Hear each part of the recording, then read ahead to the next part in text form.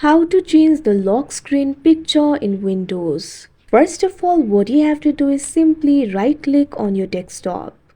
Click on the option Personalize. Once you do that, you'll be able to find various options over here. Click on the option Lock Screen that you can see at third. Once you do that, you'll be able to personalize your lock screen. You'll be able to find this option for background over here. Click on this field. Make sure to select the option for picture. Now you'll be able to choose your pictures over here. You can also click on the option Browse. Now you'll be able to browse the pictures from the device. Simply click on the picture that you would like to use.